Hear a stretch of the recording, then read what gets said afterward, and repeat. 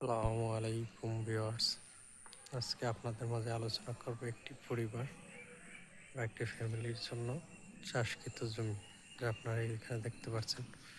Beetroot, বেগুন, ফুলকপি, পাতাকপি, তারপরে লাল শাক, পুঁই শাক, পেঁয়াজ, তারপরে মরিচ, আলু।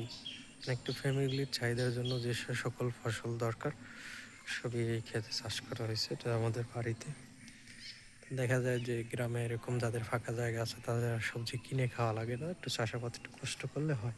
পরিশ্রমটা একটু বেশি যদিও, তারপর অর্গানিক, ভেজাল মুক্ত।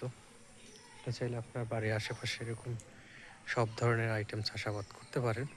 ইনশাল্লাহ একটু পরিশ্রম বেশি হইলেও লস হবে না, মোটামুটি ভালোই। আপনি আপনার ক্ষেতের তাজা সতেজ সবজিটাই পাবেন, আপনার ফ্যামিলির সন্তান সবাই মিলে খেতে পারবেন, পাশাপাশি আত্মীয় স্বজনকেও গিফট করতে পারবেন। দেখুন, অনেক সুন্দর প্রজেক্ট।